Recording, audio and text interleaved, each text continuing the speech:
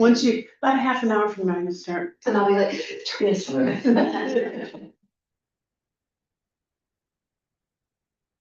You got an adult chair. Like, you know, he's sitting there, I'm going to. I'm like a restaurant, I have to in the last corner and we have a seat up and We're recording, we're live streaming, we're live. Excellent. Thanks for getting that up and running. Let's go ahead and call this meeting to order at 5:46 p.m. I see that we have 6 governing council members, which constitutes a quorum, so I can confirm we have a quorum here. Our next item of business is adoption of the agenda. And does anybody have any revisions necessary to the agenda?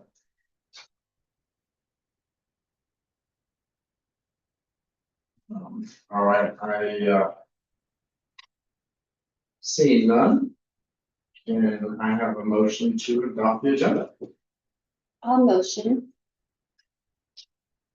Rhonda. Do we have a second? I'll second. Right, all in favor? Aye. Any opposed? Motion carries. Amendment agenda is adopted. All right, next item of business is approval of the summarized minutes of the August 20th, 2025 regular meeting of the governing council.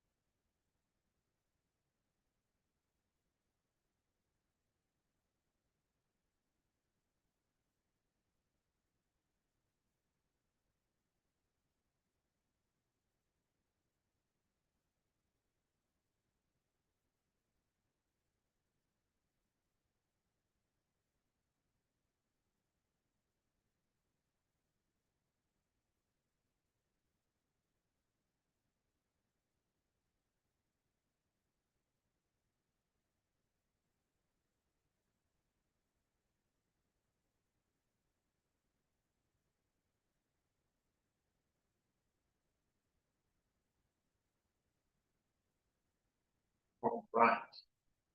Now we've had a chance to look at the summarized minutes. Are there any motions to amend the minutes of August 20th, 2025? All right, seeing none, I have a motion to approve the summarized minutes of August 2025 regular meeting. I'll move to approve. You have a second? I'll second. Any discussion? All in favor? Aye. Any opposed? Motion carries. Public comments. Do we have any public with us here today? I'm not aware of any signups, and I don't believe anybody is online. Is that right, Fabian? Just Laura. Just Laura. Well, she'll get plenty of chance to talk. All right, well then let's go ahead and move on to comments from council members. I'll start. We've been talking to Mariposa. She unfortunately is still quite ill. Spent a lot of time in and out of the hospital over the last 60 days, approximately 60 days. And so she's not going to be in a position to come back and join us too soon, but she does want to remain on the board. She's, we're hoping for as speedy of a recovery as possible. And she misses us greatly and being here with us. And so they keep her on the board, and her family right now is still trying to figure things out. So they're not in a position yet to accept the kind of help we want to give them, help them with meals and stuff. But she says she will be in that position, her family will be in that position, so sort things out with them. So just keep her in your thoughts at this point, and helpful, they let you guys know that. In any way possible. Just a reminder, because of that, we're still gonna have a board member that won't be attending meetings for a little while. So the quorum is gonna continue to be an issue. So we can all do our best to communicate whether or not there's gonna be any absences. They can let me know he'll be gone for the next meeting. I appreciate giving us that heads up so we can bug everybody else, that make sure they're there. The extent we can all attend, and if, something comes up, we've had to cancel meetings before, but the earlier we do that, the better. And for the needs of the school. Erin, do we need 4 or 5 for quorum? With 8, we need 5. And so like tonight we have 6, which is great, so we could even go down 1. Miss Monty and Dave, I think it's 5. Is that an AKCS requirement or a self-regulate requirement? I think it's probably both, but definitely not. Would there be any way to amend that? If it was on our policies, that's something we should look into, like if there's an emergency situation. It's something I'd rather not, because then you have half the board taking action on behalf of the whole board. So I think that's the whole idea of the forum, is to make sure as many board members as possible weighing in on the weighty decisions you have to make. So the Open Meetings Act doesn't require the majority? I don't know, I'd have to go back and look at the Okay. compliance act. It may require a majority. So. Depending on what number you're at. Yeah. You gotta get to one more than half. So yeah, regardless, I think we have it or we want it. All right, is there any other comments from council members? All right, seeing none, let's go ahead and move into our head administrative report. Okay. So I put a little extra information there, the bullets above our typical chart to show you where we're at in terms of student enrollment. So towards the end of last year, there was a request from a couple of board members to include some additional information, such as like not just the number of our current students, but the percentage of students who've left the school and some other information. So I had made a commitment to try to start including that information at the beginning of this school year. So this is the beginning of that. We're still early in the year, so it's kind of hard for that to look in terms of percentages and things like that yet, but it is something that I am aware of and really thinking about. Last month I provided a lot of demographic information in terms of student enrollment. And so it is something that I'll just continue to think about what information I could further provide everybody so that you know where we're at.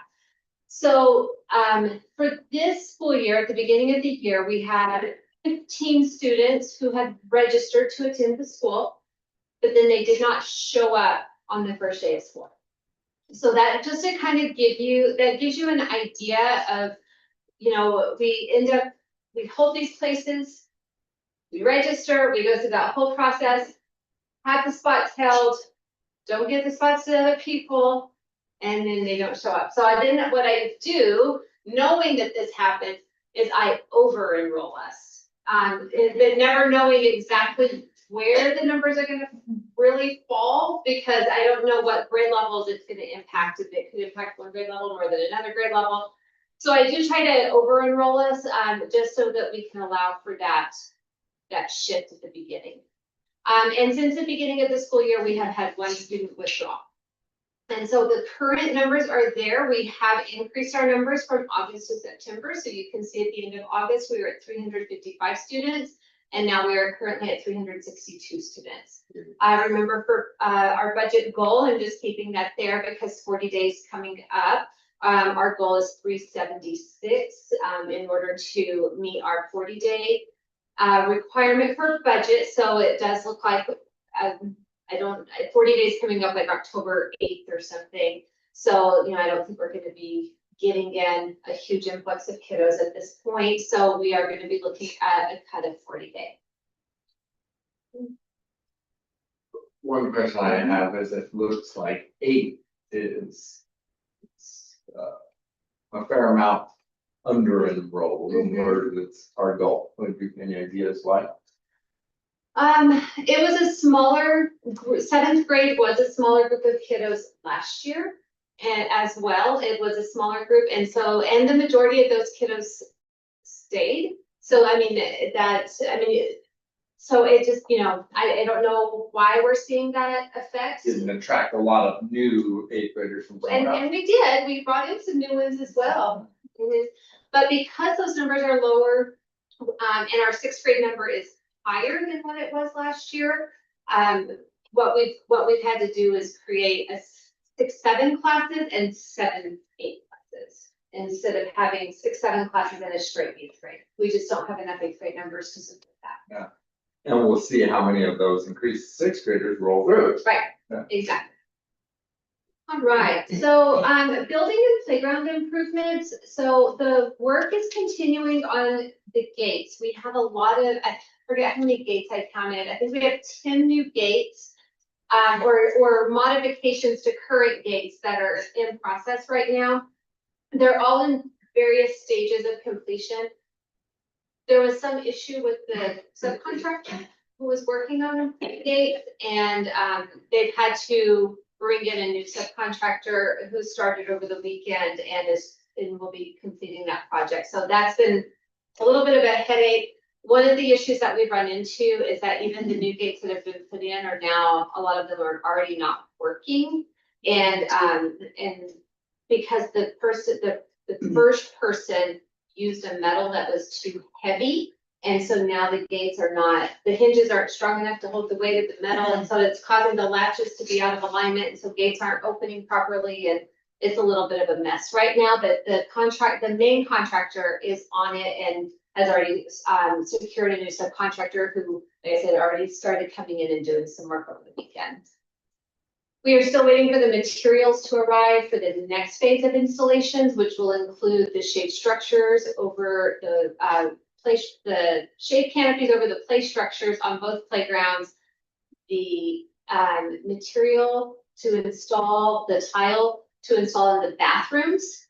So all of the kid bathrooms are getting that tile, so we're waiting for that material to come in. We're waiting for the deck material for the balcony and also the shade canopy for the balcony. So when all of that comes in, there'll be another phase of installation. We're also waiting on some smaller playground equipment that we've ordered to come in. And then the contractor is also still waiting on the permit from the city so that he can do the signs. The permit that of all the work that he's done so far is under a different permit than what he has to get for the signs.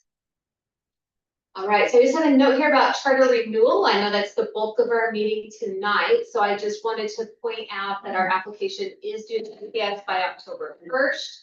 And then our site visit was rescheduled from Tuesday, October 7th in the afternoon to Thursday, October 9th in the morning.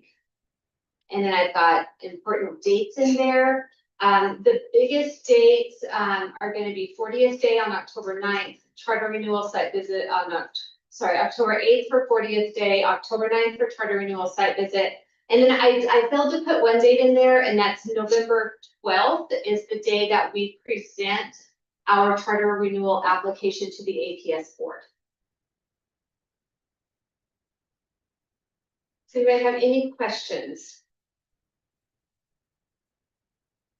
Okay, that's all for me.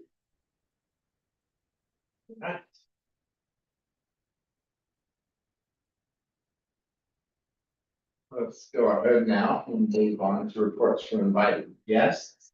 Do we have any foundation reports? I do, yes. The foundation met on August 26th to do their annual annual planning meeting is what they call it. And one of the things that we really talked about at that planning meeting was what are the needs of the school. And I talked about our biggest need is students. We need kids. And so we talked a lot about how the foundation can support the school in terms of marketing and increasing student enrollment. And so the foundation has some thoughts about that, and we've been just brainstorming maybe some different companies that we could work with, or different ways that we could get some marketing, increase some marketing and think about student enrollment. All right. Any equity council reports? I can do that too. You wear a lot of hats. So Equity Council has not met in quite a while, quite a few months, honestly. But we did just recently resend out the Equity Council application to the school community to see if we could increase membership. Membership has been challenging. We do currently have one parent member of the Equity Council, and so it's our one parent member, and then me, Anna, and Danielle, and that is our Equity Council. And so we really need to increase the membership of our Equity Council so that we can have a wider voice of in terms of the work that we're trying to do. So hopefully we'll get some interest in people wanting to be on the Equity Council. We can hopefully grow that membership and then be able to meet on a more consistent basis. What did you send out? Was it an email or what kind of communication? Application, we sent out an application. It was through the school newsletter. Oh, okay. All right. Then let's go ahead and move now into council committee reports, finance, facilities, and HR. Okay, I will start with finance. So the finance committee has tonight. We met and we reviewed and discussed the August 2025 financials. This group includes the bank statement and register large dollar transactions. And we also reviewed the August budget summary, expense summaries, a couple of journal entries, and then many bars, which we will go over tonight. Let's see. Bank records look fine. There was no, overdue checks that have been outstanding for a long time. There were a couple of large dollar items that came through on the bank register. Were there any specific questions? Most of the items that we're still seeing come through are the supplies or the supplies order that we approved back in June. Or things like the construction stuff, the front door access, installation, normal stuff like payroll and taxes. Last month, we talked about the HVAC issue, so we saw that check was issued to mechanical concepts. Nothing unusual.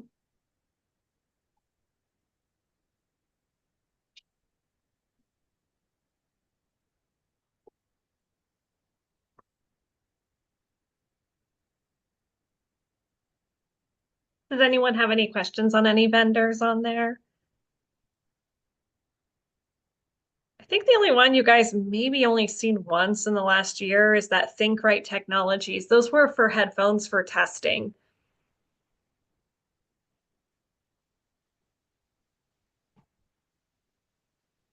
And what line item was that one? 90. Should be 90, I highlighted up here.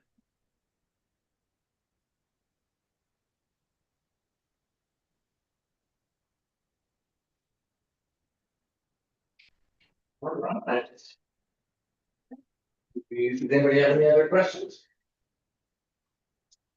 Can we,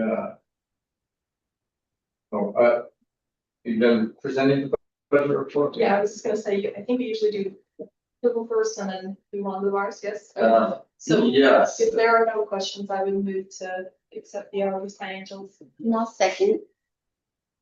Any discussion? All in favor? Any opposed? Motion carries.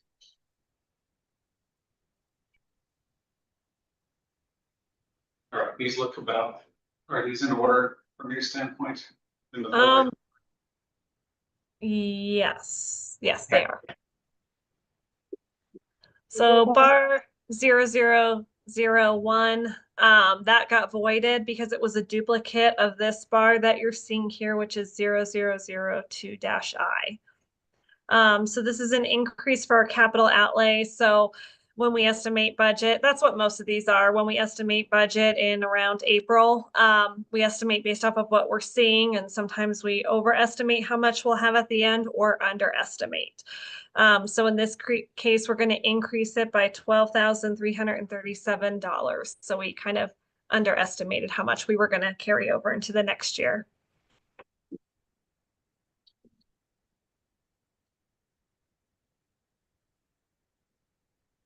We approving them one at a time or just all at the end? Say, yeah, let's do one at a time, not if we're clear. I'll motion we bar ending in 0002-I. Second that. Any discussion? All in favor? Aye. Any opposed? Motion carries.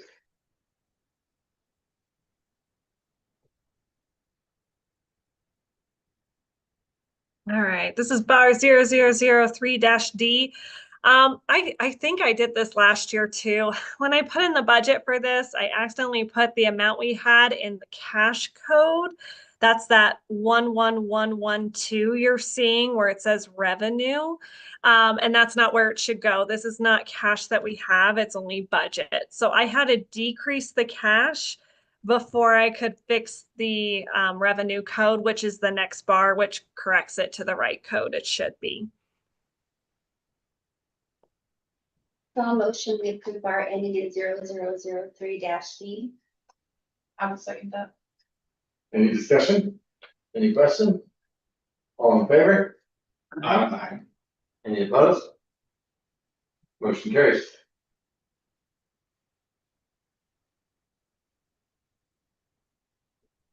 Okay, and bar 0004-I, this is increasing it with the correct revenue code. You can see there it says 43203, which is the right one.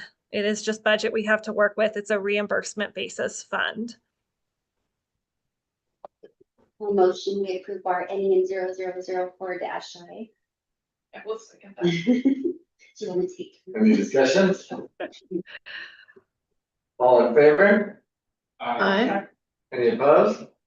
Motion carries.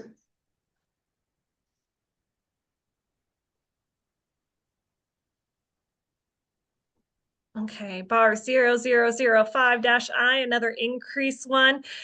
This is for our instructional materials. I honestly just couldn't even budget this back in April. There's something going on with their revenue codes where it just doesn't let you manipulate it. So we had this budget last year. I'm just making sure that we're reflecting that we actually have it this year. Have we even found out who to contact to add the codes? You know, the first time it happened 2 years ago, Anthony Burns figured it out at PED. And then last year, he was like, I can't figure it out. And I'm like, but dude, you did it before. So I don't know why that keeps happening. And I'm sure we're not the only ones that are fighting that every year. No, it's even entitled to, you can't bill for certain things under the right codes. You have to do journal entries to switch everything. Oh my God. Yeah, so I'll motion to approve bar ending in 0005-I. I will second that. Any discussion? All in favor? Aye. Any opposed? Motion carries.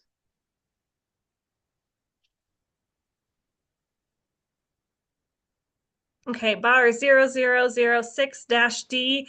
This is one of the lunch funds. This is the state side of it, and we actually had a decrease in it. They came out with their allocation tables, and ours ended up being a little lower this year. So I'm just reflecting the correct budget. So what, explain that. What does that mean? We were talking about this in the finance meeting, maybe why it was decreased overall. Rhonda, can you explain that better? Because I think I'm struggling with it. I have to look at their nutrition application. But when this happened at another school, they actually completely lost the state match funding. So I called and asked why. So what happens is when you're a CP school, which they're assigning to most schools, so you get full free and reduced lunch. I think all schools have it now, right? I think, So- yeah. That percentage, if it goes up, your state funding goes down, because the higher your percentages in that CEP spending, the higher reimbursement is for the USDA. And so the state kind of takes a credit, if you will. Yeah, You get yeah. the feds when that. Yeah, it's meant to offset the cost of the school, so if that goes up, your reimbursement goes down. Yeah. Thank you.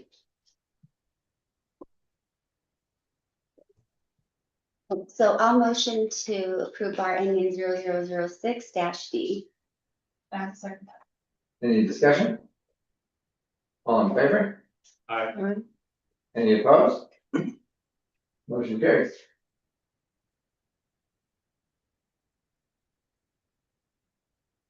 Okay, and this is bar 0007-D. This is a decrease because at the time when I was doing budget, I didn't pre-plan for all the spending we were gonna do at year end, so we ended up with less than I had anticipated. This is good though, right? Yes, we wanted to spend money. There is actually a rumor that they are gonna have a special session in October now. To, Probably take some of it, yeah.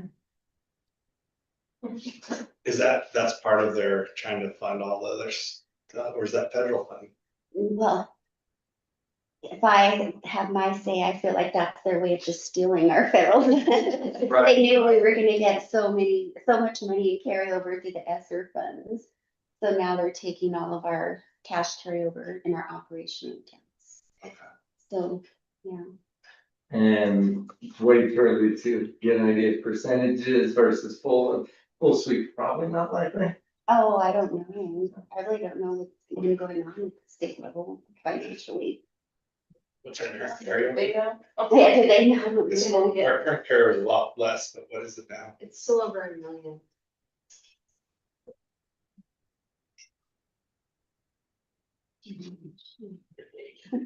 I'll motion to approve bar ending, oh, I can't see the bar, sorry, 0007-D. And I'll second that. Any other questions or discussion?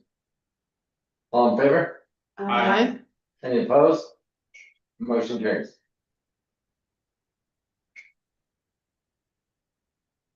All right, bar 0008-D, this is a decrease.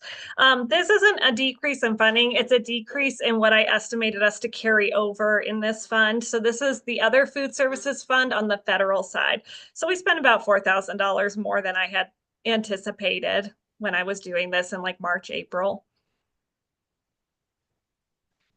I'll motion to approve bar ending in 0008-C. I'll second that. Any discussion? All in favor? Aye. Any opposed? Motion carries.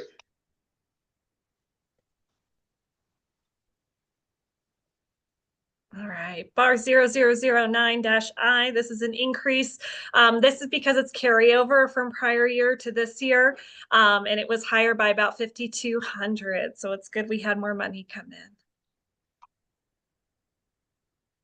I just have a question, do you still collect fees at the Mhm. beginning? of the year? Yeah, No, beginning of the year? yeah, for registration? No. No, okay.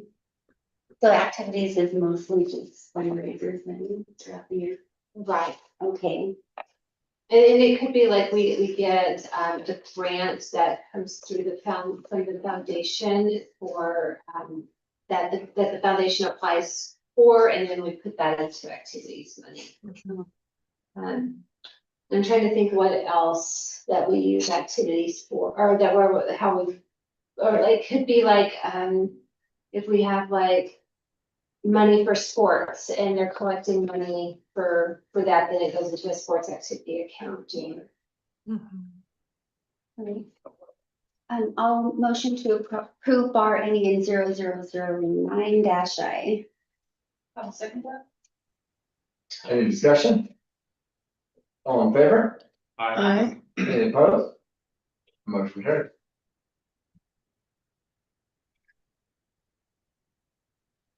Okay, bar 0010-I, this is an increase. This is in our Medicaid fund. This one's always kind of hard to predict at year end. So I under predicted by about $5,800. So our carryover was higher by that amount. So I'm doing a bar to true up the amount that we actually have in cash.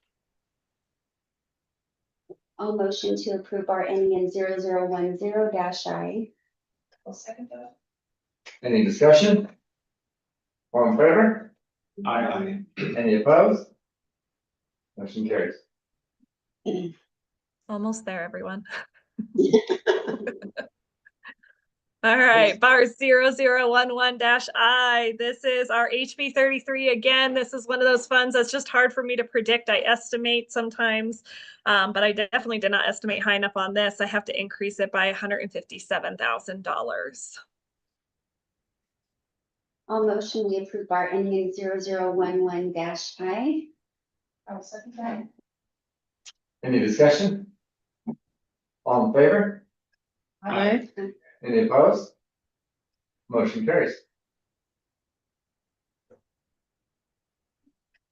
All right, bar 0012-I. This is similar to HB 33. It's what we get through tax collections monthly. And we need to increase our amount by $75,000 because at year end, what I predicted was less that. So we got to true it up to the right amount.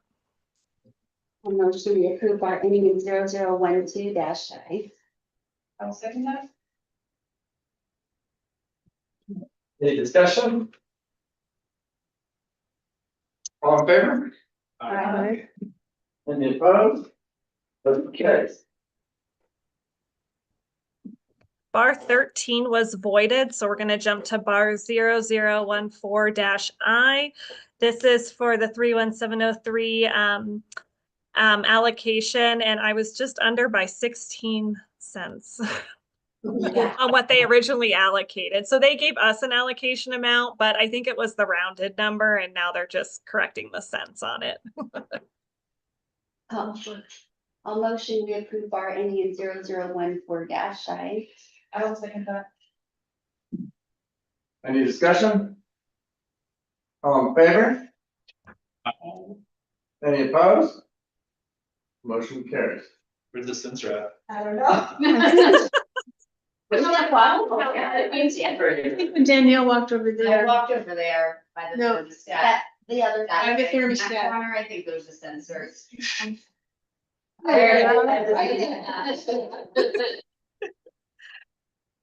Need to bring some tennis balls. Hey, that's a good idea. It is. Okay, I think that's it for the finance.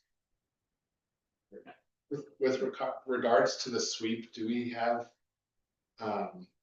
people that attend those meetings or being pre-briefed on what they're discussing? Or is there no way to really know beforehand? It's public charter schools in New Mexico. They'll be in attendance, be getting information. They share that back with us. We have weekly meetings. Okay.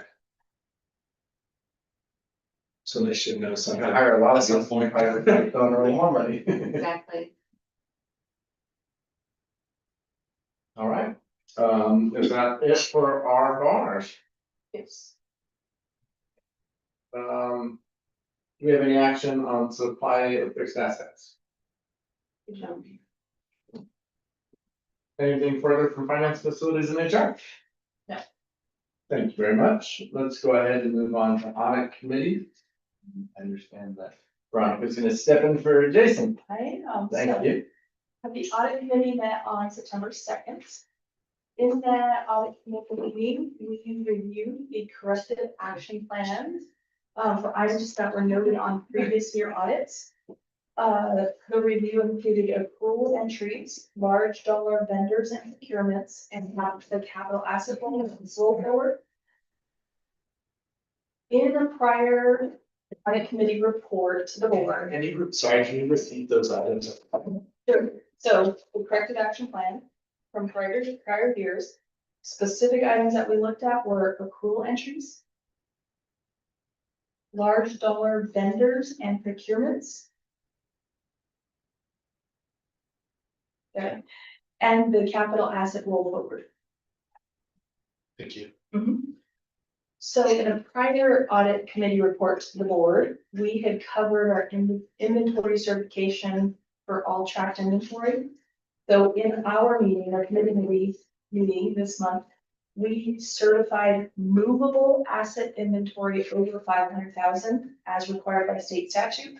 And we did that by having committee members sign a letter as documentation of that certification.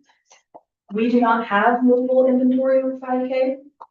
So next year, we're gonna go ahead and be more explicit in that we sample and review all tracked assets, and that we specifically test all movable assets that are over 5K. We don't anticipating having movable assets over 5K, but we did take that action, we have documentation, especially for the others.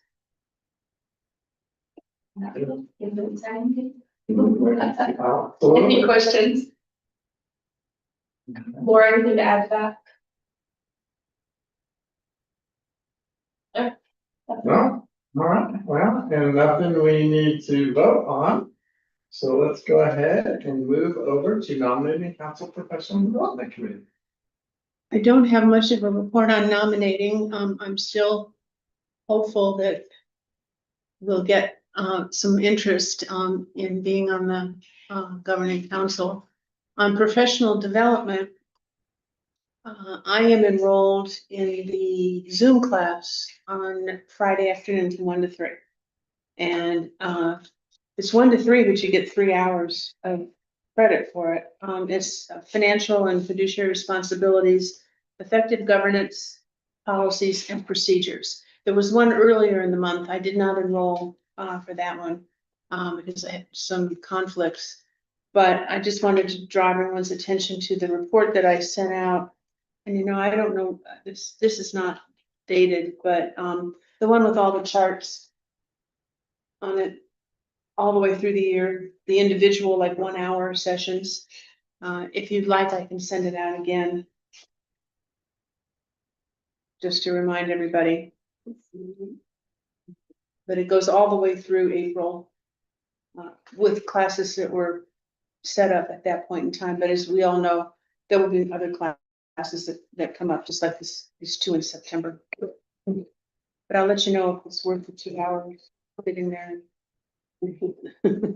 on a Friday afternoon.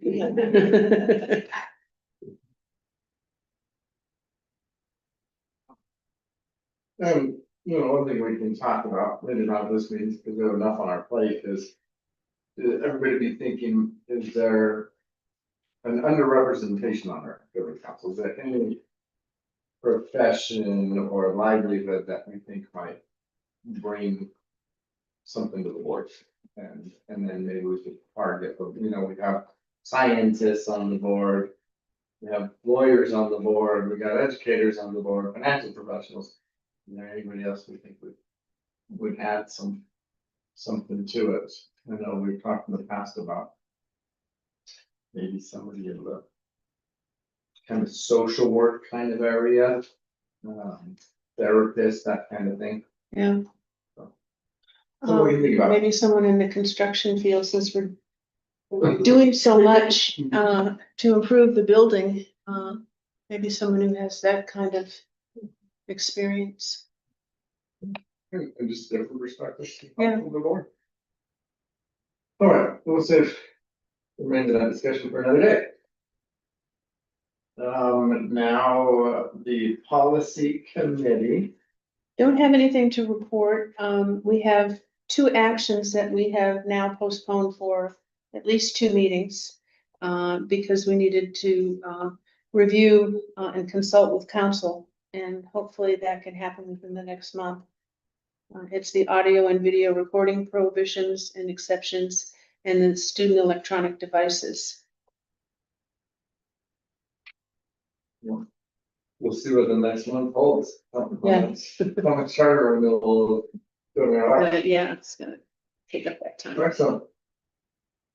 And strategic planning. Nothing for this month. Yeah.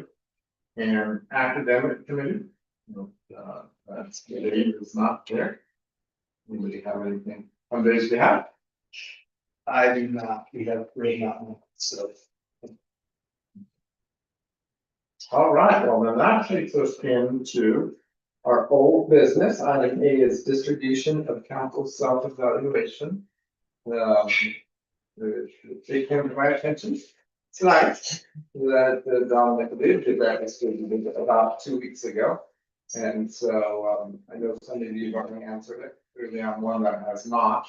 If you don't remember answering it, please do. And then we'll be ready. I still haven't gotten it, and I know you sent it, right? Just a few minutes ago? We'll make sure we don't let you leave here today until it's in an inbox you can access. Yes, absolutely. Good, great. And then that way for our next meeting, we can put, the council's, the actual self-evaluation on the agenda for next. If we completed in the next 30 days. Julia, do you ever receive emails from me? Do you receive it in the minutes? Oh, yeah, I got the minutes and Just want to make sure I have it right. no. You do, so I don't really know what's going on because I get them regularly from you, yeah. Yeah, I'll check before we leave. Right, well, then let's go ahead and move on to our new business. And the first order of new business is the adoption of our open meeting resolution. All right, looks like we have us pulled up. Frankly, it is very similar, identical to the resolution we've been executing for the past number of years, at least since we moved into this building. I didn't make any significant changes to it other than mostly the dates. Because our procedure for open meetings is the same. It gives our times, our deadlines for regular meetings, special meetings and emergency meetings, and states how we will give notice to the public. Does anybody have any questions or concerns about any part of it?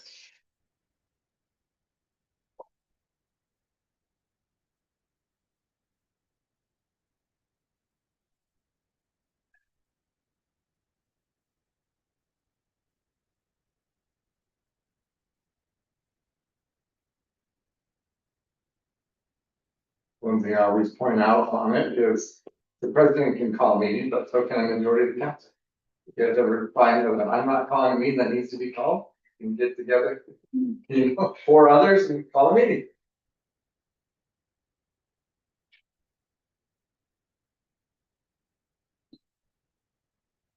This is action, right? Yes, we do have to adopt this. I'll motion we approve the open meetings resolution for the 2025-2026 school year. A second. Any discussion? All in favor? Aye. Any opposed? Motion carries. Resolution adopted. First signature proof.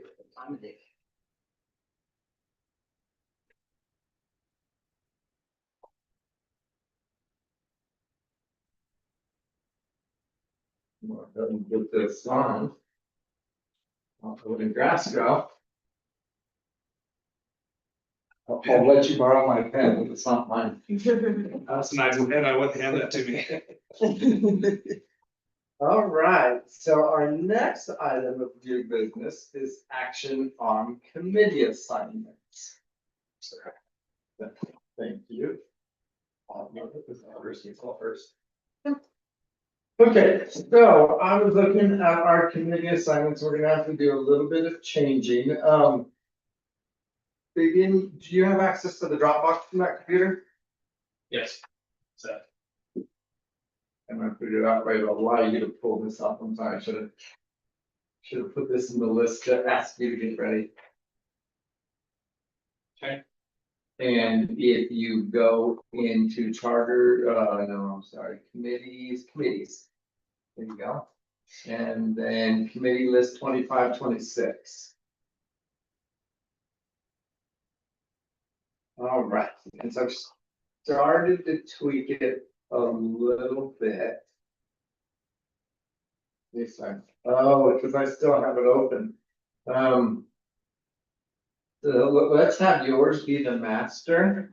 Okay. Since since everybody can see that, I'm gonna get out of it. And then will you close out of yours, reopen it and see if it updated?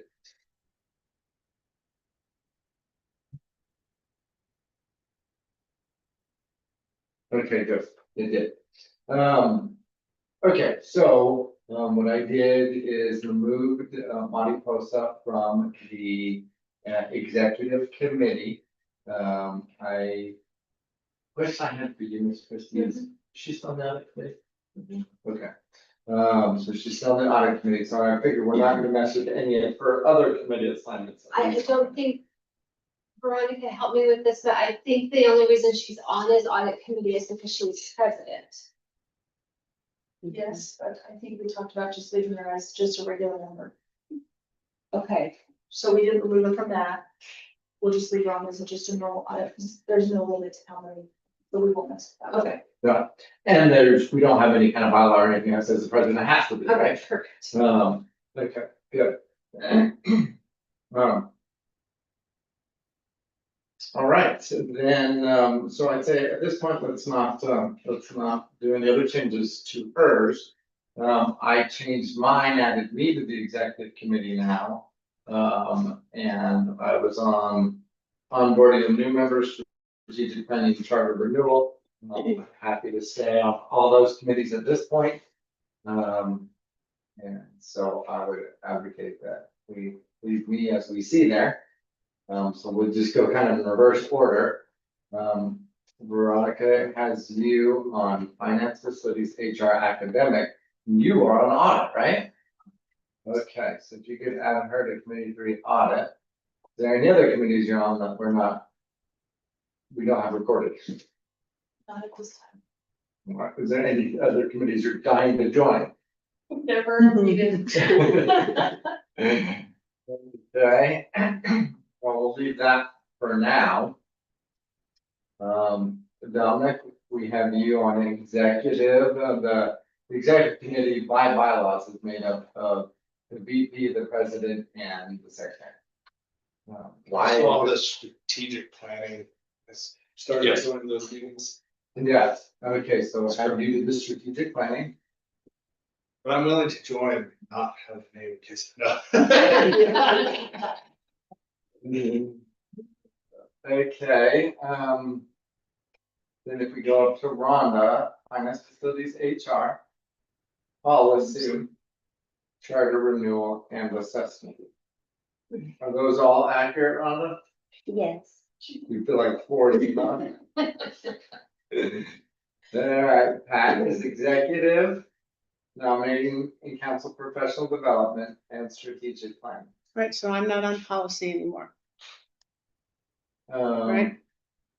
And when, I mean, haven't you been the chair? Yes, So why is that not reflected up there? I don't know. Yeah, you still want to be on policy, right? Yeah. You still agree to be our chairperson? Yes, I don't know why it was not reflected up there, but we got that corrected now. And you're still comfortable with all those committees? Mhm. Excellent. Fabian is policy. Strategic planning. Is there any committees that you're currently serving on that's not reflected on this list? Yeah, I'm primary for live stream. Sure, live stream. Veronica secondary on that. Which you're up next meeting. Yes. You got the controls, you got the big wheel. Yeah, for now, I'm good. Okay. Good, and then Dave, we have him on onboarding, academic, and nominating. And so, since he's not here to speak for himself, we're definitely not gonna take away any of his committee assignment. But maybe we won't have any of these. So he's chair of academic, right? Yeah. So let me make sure, just so we can kind of streamline the language a little bit here. Is academic and assessment the same thing? No, assessments are what we're sending out, like the questionnaires to staff about either the governing council or about the evaluation, Okay. right? I Mhm. mean, that's the only thing I've done. Mhm. Yeah, I think it's, yeah, like the council self-evaluation kind of stuff. Yeah. Yeah. And then my question would be academic review committee and academic, those are one and the same, correct? Yes. Yeah, so let's, and that's my understanding, so let's give a common language to this while we're at it. What do you prefer? I mean, short and simple, I'd say academics, Mhm. because it encompasses pretty broad range of stuff. And so on the academic right now is Dave. Is Dominic on it? Dominic's on it. And then, okay, so now I think we're almost to a point. Assessment, policy, charter renewal, onboarding, okay, just to make them consistent. Dave says onboarding, I say onboarding of new members. Go ahead and correct mine to just onboard, we'll keep it simple.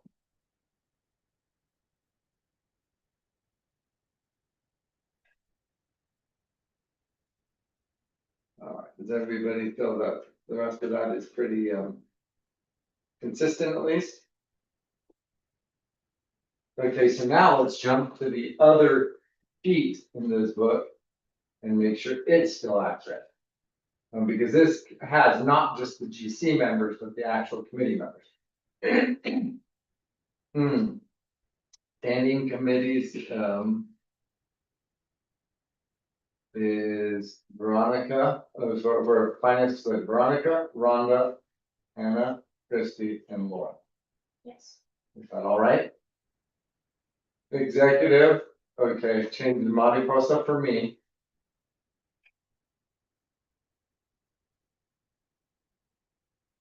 Okay, and well, that's good now. Nominating council professional, Pat and Dave. And then audit is Jason, Veronica, Marty. Okay, Oscar's been replaced by, what's? Jordan Russell, Jordan Russell. Better? RUSSELL. And then the rest of that was accurate? What about Connie? Connie. No Connie. No, no, fact.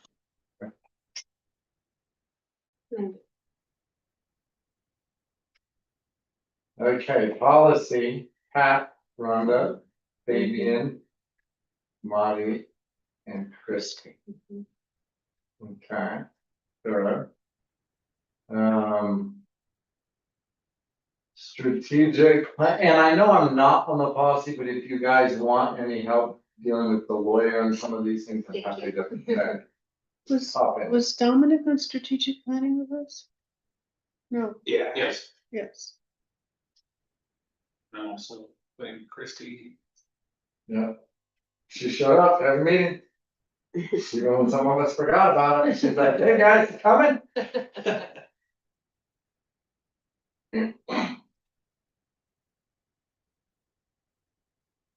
All right. Charter renewal, and let's just talk about it. Right now, to me, policies, an ad hoc committee that is the one that kind of always sticks around and probably should always stick around, because it really is always policy to be adopted. Strategic planning, I think, is that too. I think you should always be following up on your strategic plan. Charter renewal committee, once we get through this, it's one that I'm probably gonna argue that we disband until about 3 or 4 years from now. So, but we'll keep it alive right now since we're in the thick of it. Assessment, I think it's one of those ad hoc committees. Gosh, I was thinking active review. Assessment, I'm gonna be honest. I don't know how much has been in assessment, what's done. I've never been on the committee, so, Well, right now it looks like it's produced just Rhonda. Yeah, because Connie needs to come off. that's true. So I'm just saying she may need somebody to help her out. She may need a volunteer. Times a year or so. When it's needed, Mhm. sucked into it. Yeah. We just need to decide, I guess, early on when those are ready, so we have them left, or when those need to be ready. But I'm not gonna write a question for anything. What are they? The board evaluation, and that goes out to all the staff, right? No, that's just you guys. Okay, and then Christie's evaluation. It's been handled different ways in different years, so I think the last couple of years, I think it's just been done with the board. Okay, I mean, if you need support on the committee, I'm happy to. I still don't completely understand, but whatever you need, I could support okay, all right. Alright. Awesome. Okay, and then onboarding is Dave and I, we haven't really done onboard in a while, so we haven't had any meetings, but I'm comfortable with that. Hopefully we will have somebody on board. And academic review. Does that look accurate as far as everybody that's on it?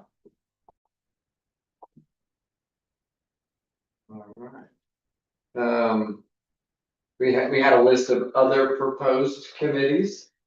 And I'm going to think about whether or not we want to try to fire up any of those committees at this point or not. Does anybody have strong feelings about trying to fire up any of those proposed committees? I think the bottom two were aligned with the previous strategic plan. So those are probably not as relevant to the new set. I would agree with that. So not needed at this time. I agree with Dominic. I do think that the idea was aligned more with the previous strategic plan. So, because we were looking at trying to get STEAM and the idea of more sustainability, you know, there are specific goals for that. The strategic plan was less go around that I don't think are there any longer, so. Are there goals in the current strategic plan that the board support? I mean, that'd be the only other question is, are we missing something? I can pull it up real quick for you guys.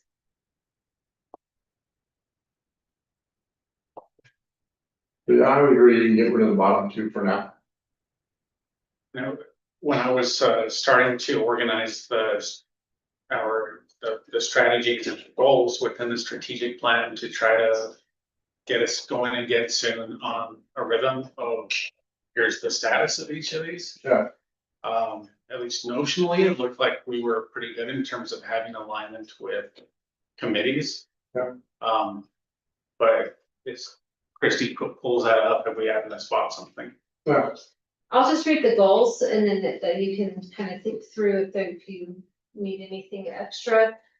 Review and revise the AKCS charter, vision, mission as needed to serve a changing student population. Ensure educational staffing levels and resources necessary to meet individual student needs. Increase family feedback, two-way communication, AKCS advocacy, and student school engagement outside of the classroom. Strengthen the AKCS governing council.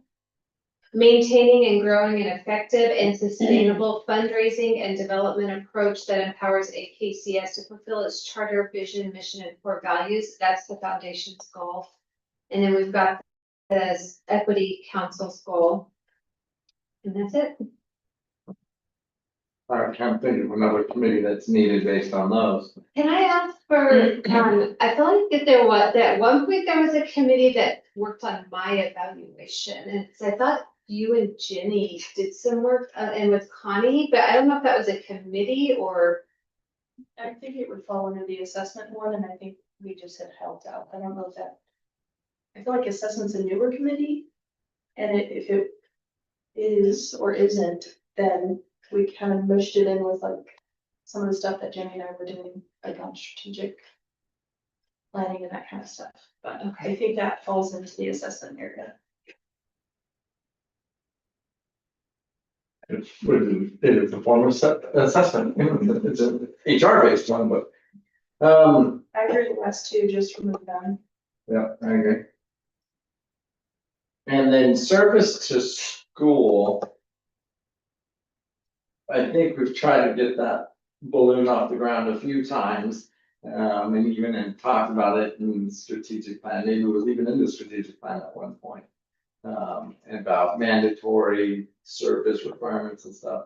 And I don't think we've ever really got a lot of traction. Right.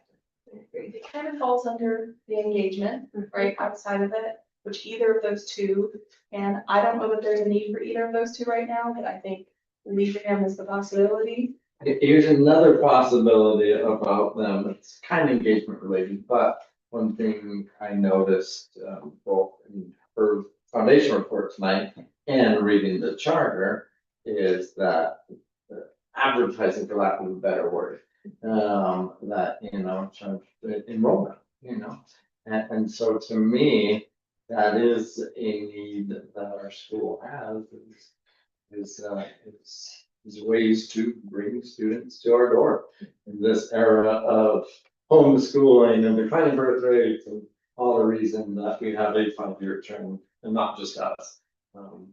Public schools have a 5-year trend. So that would be the only other proposed committee I could think of. I also tied it into, my proposed mission specific goal with, that I worded it as home projects, but it's a different way to look at family engagement. And in a way that hopefully is more measurable. Yeah.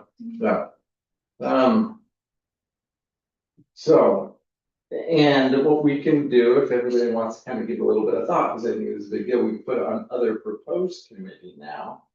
We don't have to, necessarily fill it out with members right now. But I think maybe we don't let it go until next year at this time before we revisit it. Maybe we talk again about trying to add to that committee and turn it into, from a proposed committee to a current ad hoc.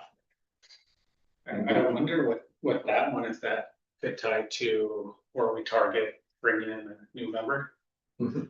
Someone with that expertise and ties to stuff. That's a great idea, somebody in marketing or media or, that have that expertise. Because now marketing is so much different than it used to. Kind of have to have an IT background to market. So that's a great idea. It's recruit somebody with that skill set in mind to even maybe be that committee chair. Good idea. Okay, well, so the only thing is maybe we flip back to the other one, put Dominic on assessment if he's don't quite have them. Yeah, then I think we've got some robust committee assignments. Everybody comfortable with that? Excellent, Same. thank you. All right, now we are on new business C, declaration and signing of code of conduct / conflict of interest statement for your current governing council members. So this was left over from last year. This is when I worked on the agenda. Of course, I went to last year's agenda to see. This was on here last year, so I wasn't sure if this is something that happens every year. But I thought, it doesn't hurt to go ahead and have it and look at it again. I think it is something that happens every year. I just can't remember. Do you feel like it has happened? Sure. Okay, so I have the blank copies for everybody to sign off of, and also have to sign off, and then I just hang on to them in this office. Well, you mind if I just take a look? If nothing else, it's such an important concept. I think so. Yeah, reading through it, I Be reminded. it's a good reminder. Yeah, and I do that with staff. Oftentimes, just go into code of conduct or code of Every ethics, organization job I've been in descriptions. and- Has it done every year.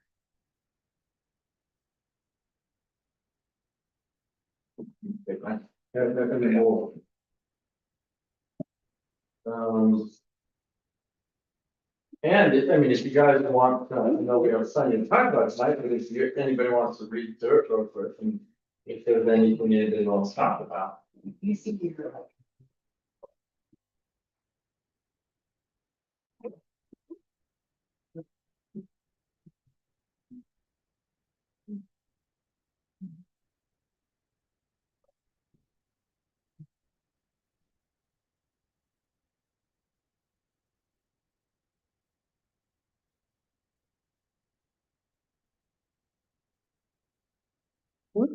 It's a multi-colored.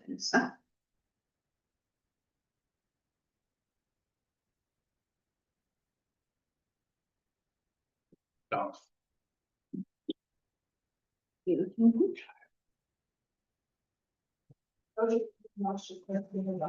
He beat that. Yeah, go on. I just keep them in my G, see if I can get it on the system. And I'm not sure, now that so much of all of these is digital anymore, I do keep binders of everything GC in the office if you ever need to have access to it.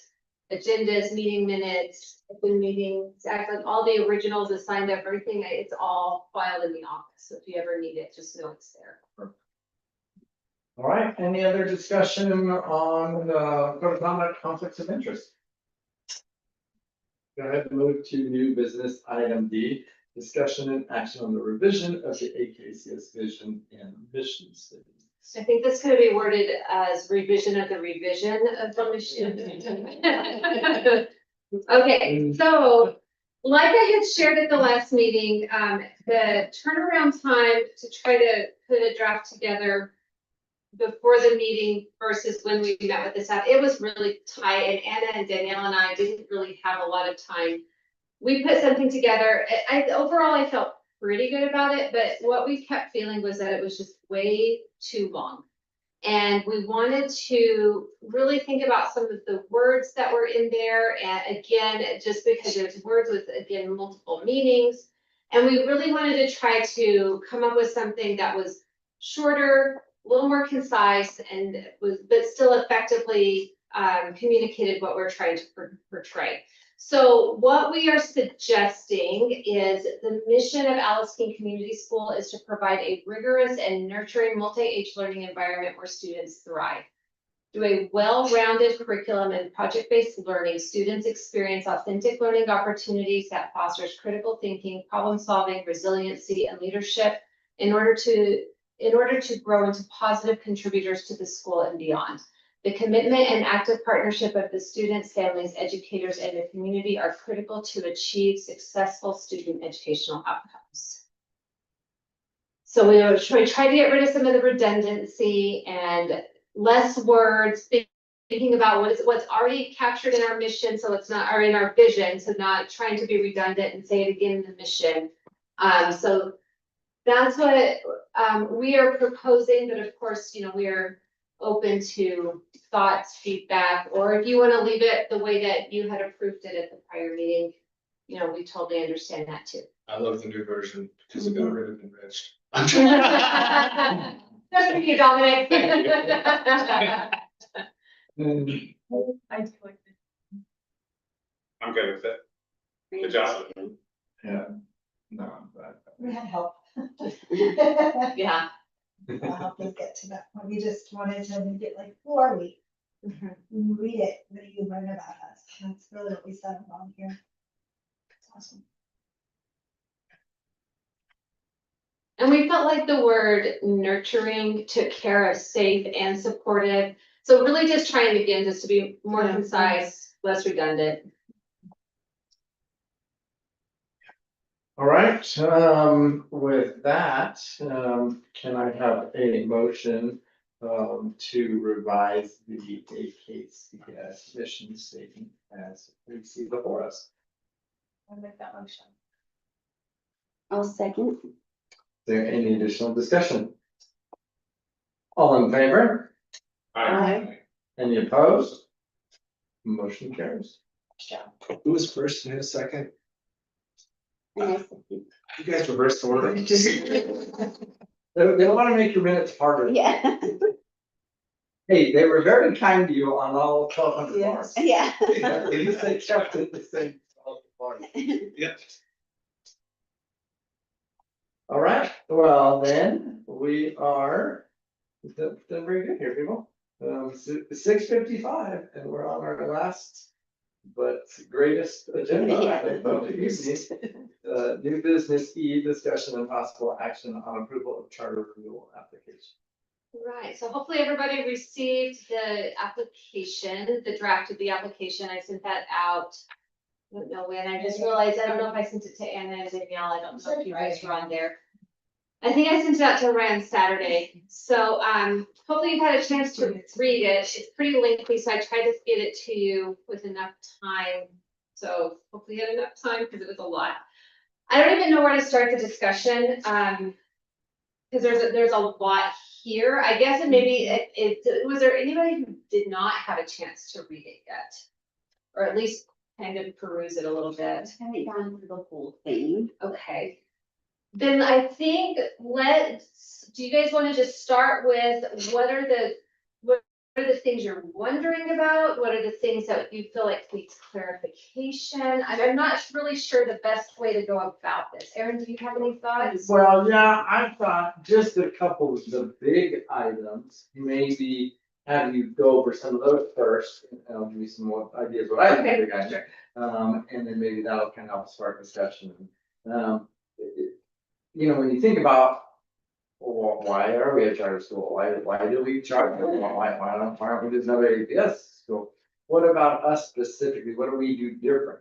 And so I think sometimes those mission specific goals become part of it. And I'm sure a lot of you notice in there that we kept one of our mission specific goals the same and we changed one. So maybe start by discussing with us why the change and Okay, well, so let me start with mission specific goals then. So let's see, Fabian, that is gonna be down on. Scroll kind of a long ways down to page.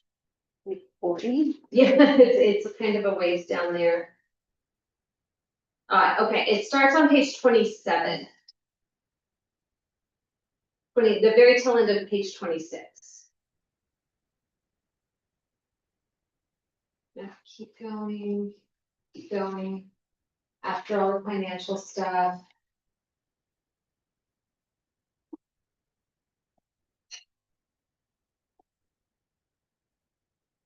Right, the tail end of that, okay, right there, question 2.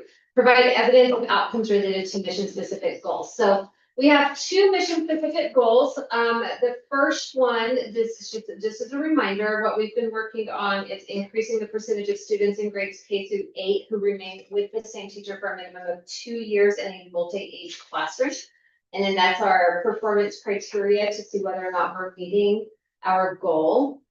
In terms of the multi-age looping, if you want to go ahead and scroll to the next page, you can see a graph there. And so what I've done is I've shown you what that looks like from 1 year to the next year, the percentage of students who remained with the same teacher.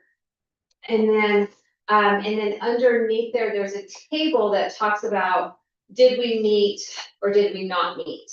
And then I provided a narrative as to if we didn't meet, why, and what are some things that we're working. So this goal is one that even though we are meeting according to our criteria, I feel like it's an important one to keep. And the reason being is because this is one of the most central things to what we do here at the school. It is one of the things that sets us apart from other charter schools and other traditional schools. And I think that regardless of if there's changes to the board, if there's changes to administration, I think that this goal, because it is so central to what we do, should never get lost if there's any change in people that are operating the school. So I felt like it was really, really important to keep it. It is something that we really strive for. And I think one of the reasons I feel so strongly about it is because in a lot of schools, there's not a lot of thought given to student placement from 1 year to the next. You can have a multi-age setting. You can have multi-age classrooms, but it's that teacher looping piece that is really, really key because it's that relationship building in order to strengthen the connections with students, the connections with families, and also to increase that academic achievement and the academic outcomes.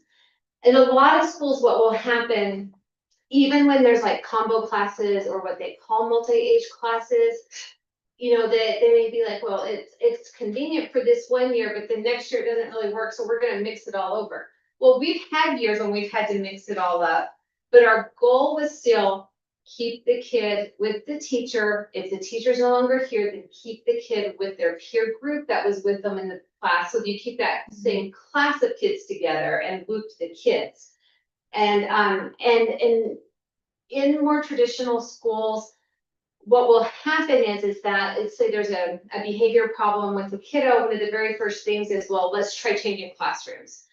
That is actually one of the last things that we consider when we're working through things, and because we know that those relationships and connections are so vitally important, and so it's not like the first, oh, we're having an issue with this kid, well, let's try a different classroom and see how that goes. It's like, well, let's work through some of these other pieces first, and then if that's not working, then we'll try another classroom. So it's a very different approach than what other schools do, and that's why I feel strongly that we need to maintain it as a goal, because if it gets lost, then if you look at some of these percentages that we're looking at over the last several years, if you scroll back to that table, Fabian, yeah, that table there, you can see, and this is with us really being cognizant of the multi-age looping and keeping kids with the teachers and with their peer groups. You can see what those percentages look like in years that are really, really difficult. Like when we had the pandemic and we were, and 2/3 of the school was virtual for the entire year, and 1/3 of the school was, well, we'll be virtual until we can go back to in-person, then we'll shift to in-person. We still kept 36% of our students with their same teacher and loop and still maintain that looping. Even this year, when we've had to cut the number of classrooms, we're still meeting our criteria at said barely 76%, but it's still important. We didn't just throw it out the window. So even with us being super cognizant of it, we're still during difficult times, it's still challenging. So if this goal goes away, I feel like the integrity of the school goes away. And we were talking, I think I've been here 13 years, you 14 years. And we've been, ever since we've been here, it's always been old age. And I can tell you that from a parent perspective, and I sent 2 kids through here, just a connection with family, it works. I see my kids' teachers today in the hallways here or the grocery store, big old hug, and me and my wife love them because we spent 2 years with them. No, my kids see them and just fall for them. And it really, really works. Yeah. All right, so that's that particular goal. The second goal that we have been working on for the last 5 years is that we will increase the percentage of students in grades K-8 showing growth in social emotional competencies twice annually as measured by a school-created survey. This particular goal, I'll talk about, and then I'll talk about why I'm proposing that we retire it. So this particular goal, we have done a ton of work on social emotional learning as a school. Some of that is because of the pandemic. Some of that is because it's what we do as a school and people needed training in it. But through this goal, we've done a ton of work. We created a specific team here at the school, a team of teachers that focus on social emotional learning. They created this survey for students. The students take the survey twice a year. We look at we had to identify which competencies we were even going to survey students. We had to decide if it was even going to be a survey or if we were going to measure it in some other way. I mean, we've had tons and tons and tons of discussions, done a lot of work around this. We've made a ton of growth in this area. And this is one of the goals that I feel like it is very, very important. And I think it's as important as academics, but I don't think it's above academics. I think they're equally important. And I think that with the social emotional piece, because of the type of work we do here, and also because of our mission, this isn't going to go away. If we no longer have a goal focused on social emotional learning just, it's not like we stop doing it because it's more integrated now throughout the entire school. And it's built in so many different facets at this point that I think that if the board changes, if the administration changes, I don't think this is going anywhere. I think it's still going to be there, which is why one of the reasons I am proposing that we go ahead and retire this one and instead look at an area where maybe we do need to place a heavier focus and hopefully be able to make some bigger gain. How I see some of these mission specific goals is that we have it's our opportunity to really think about what is our focus and where's our emphasis, right? So our emphasis has been social emotional learning along with the multi-age learning. It's not like, or the multi-age living, it's not like everything else goes away. It just happens to be what are we measuring and reporting on that's specific to our mission. I think the goal that I'm proposing instead, the one that it's down in the one of the very last sections of the document. It has to do with home projects, and what we were trying to do with this is really think about that family participation piece, because that is something that we have seen decrease ever since the pandemic. And so how do we effectively measure that family engagement piece, because that is so critical to what we're doing as a school, but it's something that we're really struggling with. So I think, Fabian, you passed it, so if you want to hit back up, I can tell you when to stop. It's right there, right? So yeah, there's your mission specific goals. So there's the first one is the same with the multi-age looping. And then if you want to scroll down to the second one, this is the one I'm proposing to replace the social emotional goal. So we will increase the completion rate of the required number of home projects annually for all students in grades K through 8. So that home project component, right, that's ties into homework, it ties into why do we not have school on Fridays, it ties into Project-based learning. project-based learning, it ties into family engagement. So we felt like through discussion between Anna, Danielle, myself, and our instructional coach, we felt like this would be the best way to try to measure some type of either out of school learning, because the conversation really started with how do we create a goal that has to do with that, the Fridays, right? We're a 4-day school week for a reason and by design. And where some other schools are providing childcare on Fridays, we've opted not to do that because we've intentionally designed the 4-day school week so that those Fridays are intended as home learning days. So the conversation started there, but it was like, how do you measure that and what do you do with it? And this is where we've landed. We felt like this is the cleanest way to measure it. And the completion rate is just how many kids turn it in, like what about the number of overall projects? Whole projects. Like how many are assigned? So we have that set up right now already through our homework policy. And so part of that would be going back and really spending some time with teaching staff to make sure they understand what that expectation is. And then why is it so important? Because it's tied to a goal. Yeah.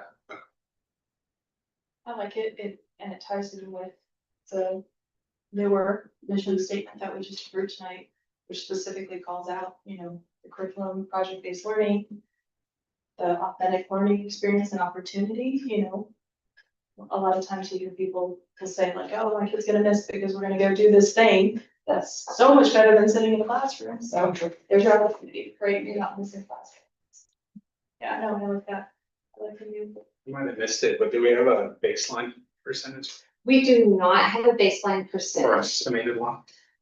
No, and that was one of the things I really struggled with, Fabian, because I don't even, like, I wouldn't even be able to gather that. So how I see the rollout of this particular goal is that we would spend this year coming up with the baseline and then adjusting our metrics if we need to. Do you think it's like 70% turn rate for home projects? I wouldn't even be able to tell you, quite honestly.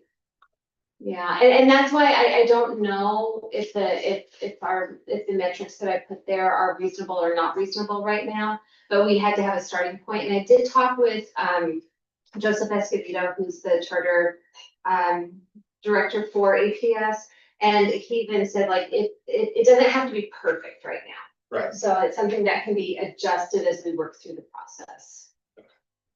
And I think, depending on how deep they dig, they will understand why we're retiring the goal and putting this in. They'll understand how much this aligns to our charter and social emotional learning is something we've gotten very good at. And frankly, when we adopted it as mission specific, we were kind of on the forefront of it. Now, it's a very popular thing in schools as a whole, so now let's focus on something that makes us uniquely us. Not a hot button like it used to be. Exactly. It's more commonplace. Well, for sure. I think you got incorporated in the curriculum in Yes. schools as a whole, right? Yes. Yeah. No, I think it's great. I think they're both excellent goals, and that's kind of what I thought. Let's start with what makes Okay. us us. And then get to, is there other parts that other people want to talk about?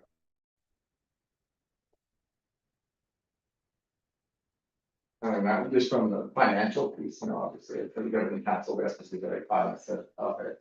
I thought you did a good job of showing them, look how fiscally sound we are now. Take 0 credit for that. I give 100% credit to Laura. Laura wrote all of that. Good. Well, so okay, well, and Laura, I think you did a really good job of, you know, not just blowing smoke at them and saying, look, we know what your downside criticism is gonna be.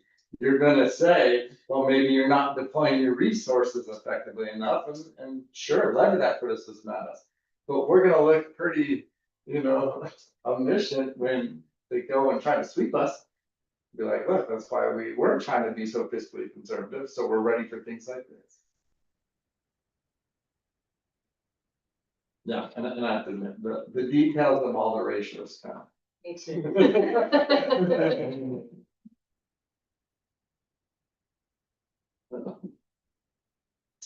What about plans for next charter term? I mean, I put those, I drafted some pieces in there. And but I really feel like that's a huge piece that governing council needs to be on board with, because that is like really what we're focusing on, and you know, really thinking about what are we doing over the next 5 years. So the first one is on the school's academic priorities. And so I talked about our academic priority being to continuously increase academic proficiency in the areas of ELA and math for all students and subgroups. And then I tied in the data of you know, why that's important and where we're at. And, you know, I think that in terms of academic priorities, it really is about increasing academic proficiency. And I made a point in here to talk about how we are increasing academic proficiency, even though the scores look stagnated. If you consider how much of an increase we've had in some of the more at-risk populations, you would expect some of those proficiency scores to drop, but they've maintained. So that does show an increase in proficiency. And so, you know, we want to continue to show that increase. Are you looking for a page, Fabian? Yes, please. 34.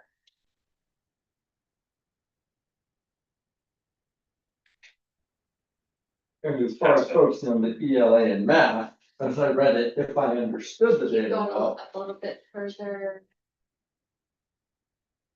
That one right there. All right, I'm sorry, go ahead. if I understood it, science, we've been doing very, very well as a school. Mhm. So ELA and math is where we need our focus. Yes.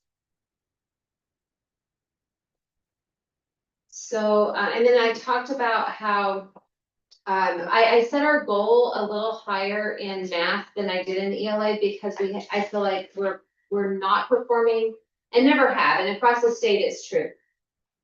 In math, our state as a whole, we are not performing near as high as we are in literacy. And so I set the goal a little higher there, because I feel like that's where we have the greatest growth to make. And I saw those numbers 10 and 12%. Those doable? So I went back and really looked at what, you know, how our numbers are looking. You know, they've been pretty consistent. So like for ELA, for example, we were at 50.9, 49.5, 50.4.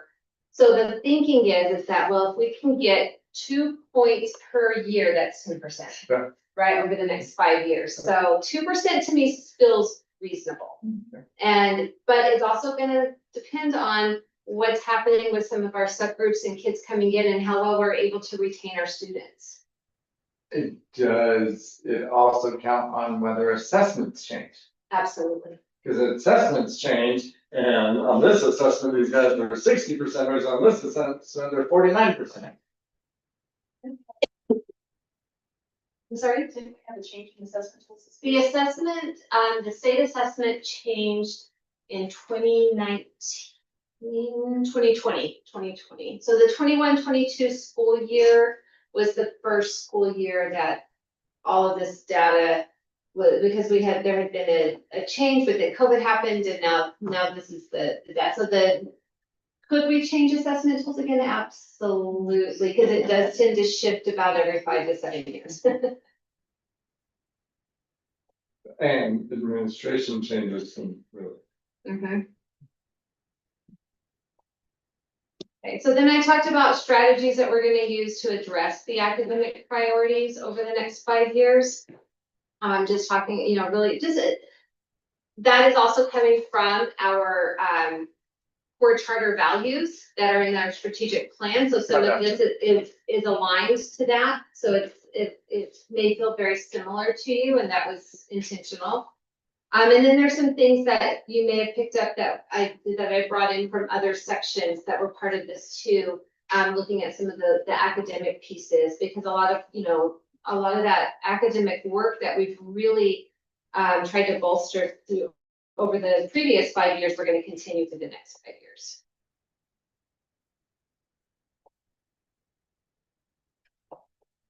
Okay, and then the next one was mission specific goals. So if you want to skip on down to the next one, it's organizational plans. And again, remember this whole section, academic performance, mission specific goals, organizational plans, all of this has to do with what are the plans for the next charter term. So this question has to do with anticipated changes to your facility, such as location, remodeling, additions. And I felt like it was really important to talk about all the things we have done, because there really wasn't a place in the document to talk about what we've done with our facility, because I do feel like we've done a lot over that in the last 5 years. And so just to kind of, and then to carry that on, and looking at what is our current construction project and then what are our future projects. So I said our future project is the renovation of classrooms to improve the acoustics in the main building. And then we talked about the reverberation study and our capital outlay. And then additional projects may include the installation of solar panels, possibly a gym. We have quotes, we've gotten estimates, we've had some work done on that, but there's no way we can do it without capital outlay. Or maybe you just want to give us some of theirs. Right, that's Yeah, right. yeah, as our authorizer, if you want to kick in. Give us a gym, that'd be good. And then the last section is the last piece of this particular section is the financial plans. So describing the anticipated changes to the operations of your school in relation to finance, such as new curriculum and instructional materials, modified staffing structure, decreased and increased student enrollment, etc. So I talked about how with ESSER funding, we were able to add these positions, but then now we're looking at a decrease of student enrollment and how that's going to have a potential impact on the financial operation of the school, since enrollment is tied to the SEG. And we're already seeing that impact, and they've already had some staffing structure changes. I've talked about how, what that looks like in terms of the number of general education classrooms, number of where we were, where we are now, and how we may have to look at some other changes. A lot of and then I talked about too, like, we haven't done a reduction in force, it's just all happened through natural attrition, but we may have to look at additional staff positions being eliminated. So that would be a major, that's something very tied to financial and what could the future of our school look like if we can't increase our student enrollment. And that was the entire piece for plans for the next charter term. Did anybody have any questions, feedback, thoughts, things that we need to think about instead, or anything? What section was the marketing more on? The enrollment section? Yeah, it was an enrollment. I mean, because that is kind of those plans for the future kind of. Right. Too. Absolutely. I don't know if it's. Yeah, I can tie that in. Restate that Restate, here I at can do all. that. Yeah, it doesn't hurt. Yeah, let them know it's important to us. Yeah.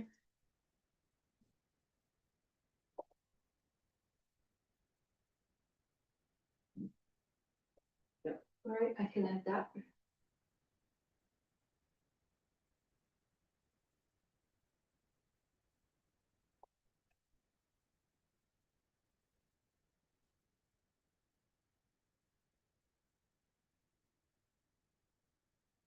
Was there anything in the document that that you felt like was inaccurate? Maybe there was some language that could have been worded differently or better, anything like that?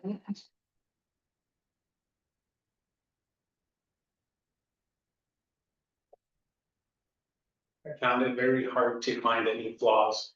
It was just like that. Y'all did such an amazing job with it. Thank you. Tell it was a lot of work and a lot of thought that went into it. Yeah, it's, Truly. It's another language, in some respects. well, I mean, I sent pieces, I farmed a lot of it out, so like, the finance committee, I need this from you, Laura, I need this from you, special education coordinator, I need this section from you, instructional coach, answer these questions, and then I took everybody's feedback, and then I cleaned up the language, made it, so hopefully try to make it sound like it flowed as if it was written from a single source, so that it, you know, just so to make the language match across the document, but, I mean, yeah, it's just, it's time consuming for sure, but you know, I would write a piece and be like, what do you guys think about this? Do you have any feedback? And Erin was like, hey, yeah, what about this? We need to add this in there. So, you know, I feel like this is a document owned by a lot of people. But it highlighted for me how much of the science is, you know, it's just so much detail and theory behind it now. We'll say my name is misspelled twice in there, so. Why did I do that to you? I think it's the natural. All right, ask. Spell check. Right, so with the- It can be spelled two different ways. It can, yes. That's I'm the one of fixing those you, that I'm I fixing- lost a lot, just to make sure. I think this I was made of $500. I am so sorry. I fixed it. It's That's that. okay, that's quite all right. Thank you for catching that. So I don't know how much any of you have kept up with what's happening with AKCS recently. So Erin and I have been keeping up with what's happening with AKCS, but the AKCS policy committee has been looking at charter schools.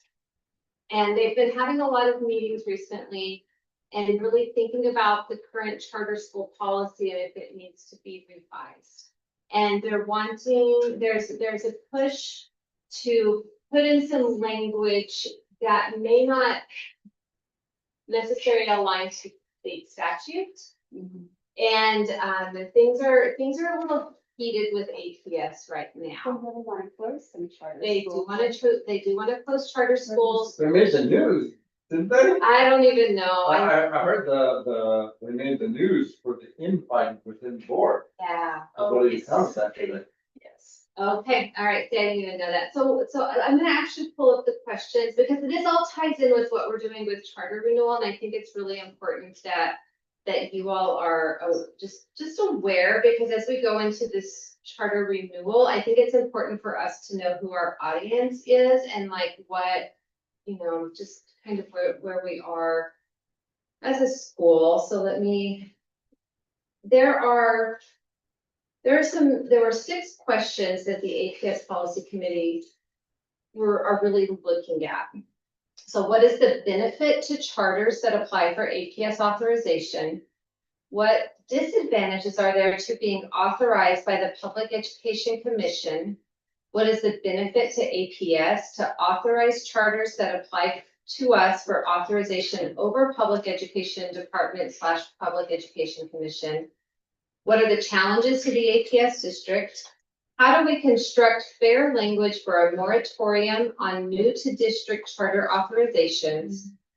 And this is the big one. What language can we construct that honors current contracts but allows the district to reduce the number of current APS authorized charters by attrition and or otherwise? And or otherwise. Yeah. Right. And So this has been a hot topic, obviously, amongst all the charter schools, and it's a little stressful. I mean, there are 11 of the 33 APS charter schools up for renewal right now. That's a lot. A third of the schools are up for renewal all at the same time. We do have to go before this board and present, and we're anticipating a lot of questions that have to do with Yazzie Martinez and how are we doing anything different? Are we doing anything better? Why should they renew us? And it's something that we have to really think about. Out of 33, or the 11, when we think of longevity, right? For us, we've been around for a very, very long time, so out of the 33, because we've seen the number of charter schools explode. Yes. So when we think about longevity, and I like to see that history and the information that's in there that you've shared, with the statistics and all different things. So just thinking about it from that perspective, and then the equity stuff, all the things that that are coming our way, it's like we've been doing this and we've been doing it for a really long time and doing it really well, and we're still going, we're still pushing that how do you keep doing it better. So if that can stay our focus, but I would wonder out of the 33, how many of them have been around 10 years, But they're here 20 years. Right. I know of 2 other schools that have been around about the same time as we have and have always been authorized with APS. So very similar. when are you them up for renewal? Well, to me, that's good. Actually, it's I'm saying. I want to be the Right. oldest charter up for renewal. That's the new board. And then, so part of the board was, what just came in new this year. Some of these board members, their terms up in December. We have our renewal in November. Yeah.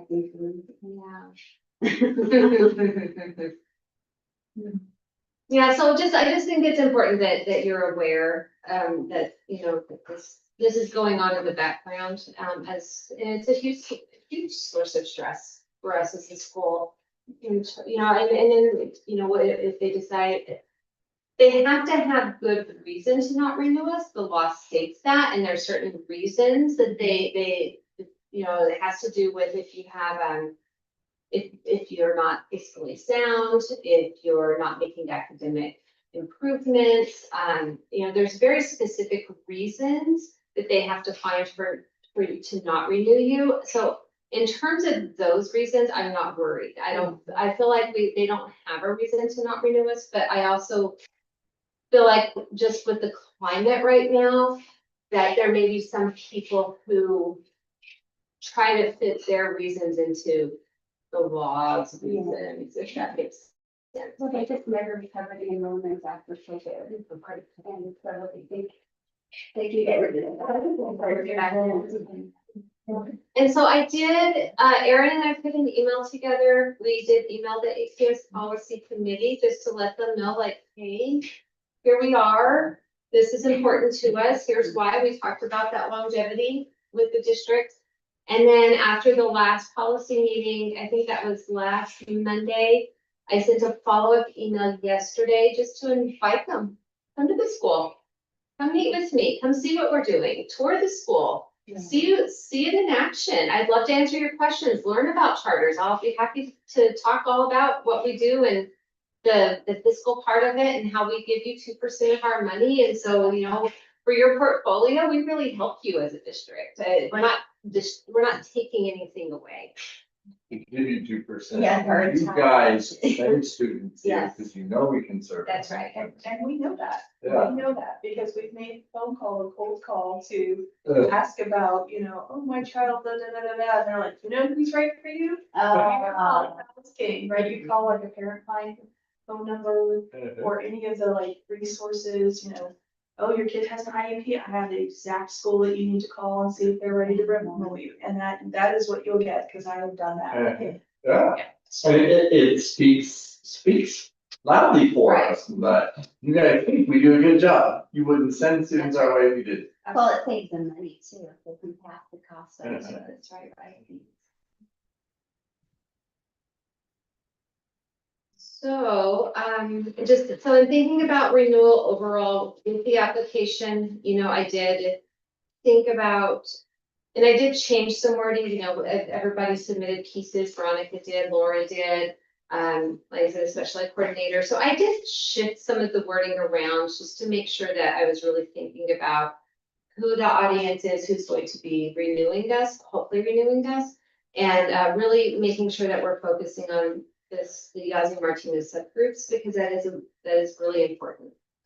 And to this current board, and I wanted to make sure that we were highlighting, and we are doing that work, so I wanted to make sure that I was showing the data and talking about what that looks like here at school and highlighting that for them. You say you're going to do a presentation in front of. Yes, so That's that's a formal, I mean, have you written it out and? not yet, haven't even prepared for the site visit yet, and that's before that. So the site. That's what you have to do though, right? Yeah, so the site Okay. visit on October 9th is a 2-hour site visit. So it'll be the AKCS charter team, which is the Joseph Escobedo, the financial person, the special education person, and then they have like an assistant on the team. And then they bring in administrators from other charter schools who've become part of that team. And then part of our team this year is one of the associate superintendents at AKCS. And the reason that they're bringing that person in is because they're looking at some multi-age schools for AKCS, and they want to see how we're doing that. And then, so it's an 8-person team that comes in, and Erin is required to be present. And then at the very end of this document, you'll see all the questions, and those are all the questions that we have to address in the site visit. So I'll put together some kind of PowerPoint presentation. We're going to visit a couple of classrooms. And so Anna, Danielle, and I have been talking about like which classrooms do we want to take them to, what do we want to highlight. So I'm looking at highlighting project-based learning and what that looks like. And I also am thinking about highlighting a class meeting, which is a big social emotional piece that we do. And so thinking about the academic side of it and the social emotional side of it. So that's nothing's finalized and nothing's written yet. So that's the next piece. But a lot of what's in our application will pull over to that PowerPoint presentation. That's not your first one. No. I think it'll be harder though, because our first one was all virtual, because it was COVID. And then when we go before the board, it'll actually be in person this time too. Never done that. That last time it was all, and I sat in a waiting room, and then they didn't even ask me anything. Maybe I was asked one question. I think I said like a sentence in that whole meeting. Well, this I think will be a little bit different. They're having all 11 schools at one meeting, so I don't think we're going to have a whole lot of time, truly. Yeah, that's a good thing as far as grilling. That's right. Yeah, if you do your politician thing and get the question and turn it around. Yeah. That's how awesome we are. Right. Anyway. So that's what charter renewals looking like. Does anybody have any other questions or things you're thinking about? So my guess is there will be no one more prepared or strategically set to do this than you are. Yeah. Thank you. You're probably gonna have plenty of hip pocket, drop the mic type of.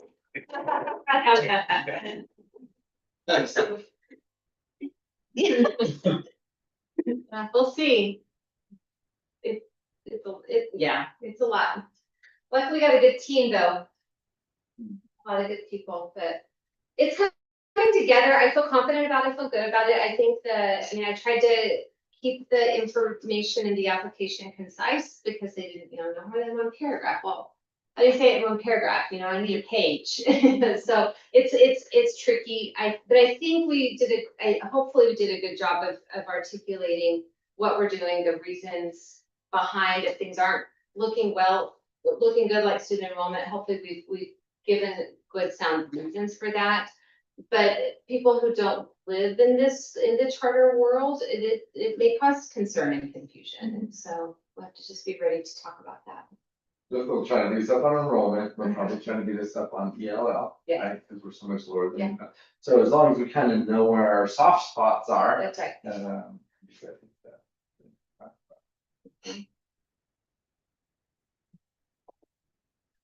Well, what does everybody think? I mean, based on.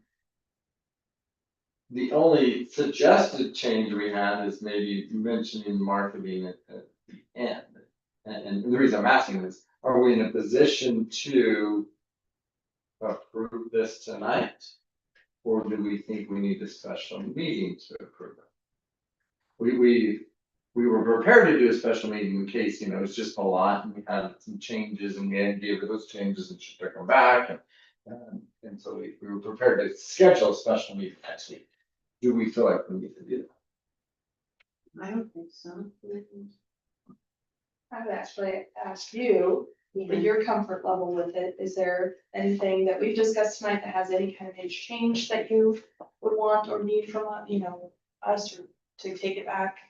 I don't think so, as long as you're okay with whatever snippet I write about the marketing for that one question. And as long as you're okay with that, then I feel like it's ready to go. Yeah, and I'm okay with that as far as, I think we'll pull some language from other places in the document. Yep. Is there anything else you feel like you need from us? I don't think so.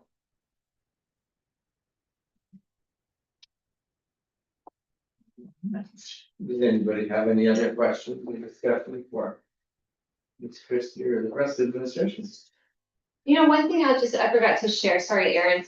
One thing I forgot to share with the site visit piece, we'll also have some, I'm thinking about how we're gonna incorporate student voice into the presentation piece of it.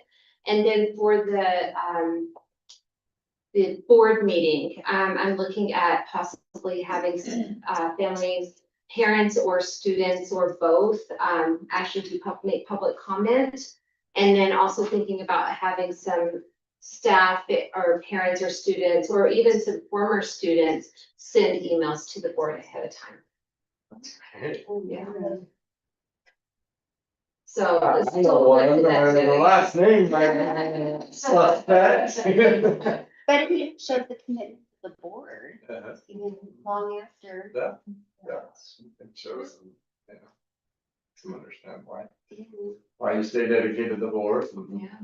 Yeah. I could think of a grandmother that may be willing to do that used to sit on our board and. Well, that has a lot of knowledge of the history of the school, too. She can send a good email, huh? Okay, so that was, sorry, I just forgot about that piece that I wanted to share as I've been thinking about how I'm gonna put all this together.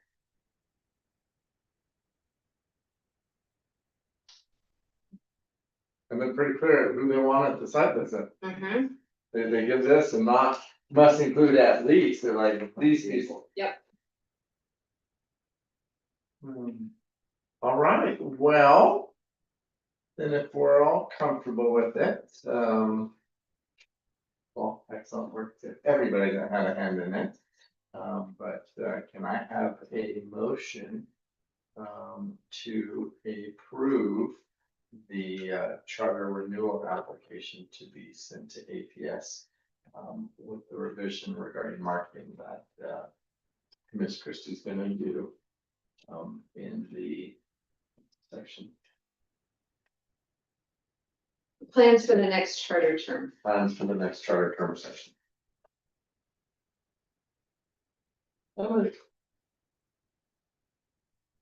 I'll second. Any further discussion? All in favor? Aye. Any opposed? Motion carries. All right, Well, the good news is there anything else you want to bring up? The only thing I'm wondering is, does the board need to approve anything for the site visit piece of it? And like, do we need to hold a special meeting once I've prepped all of that, or? I'm not sure, and it's something that I didn't even think about till just this second. I don't think we did last time around, but it also looks so different because of the pandemic. It's all based off of the application and documents you've already shared with us. There's not anything new, it's the items you described to us about the class visits. Yeah, I'm looking at the questions right now. I mean, describe the typical student you serve, an overview of the school culture, how our school is proactively addressing the needs of students experiencing poverty and food insecurity. I mean, it's pretty basic information, I think, assessment protocols, special education, English learners, there's a governing council component. 2 of them. Yeah, most of it is. Tell us what it is, not, what are your policy goals, something, what are your fiscal policy goals, what are your academic outcome policy goals? Tell us what it is.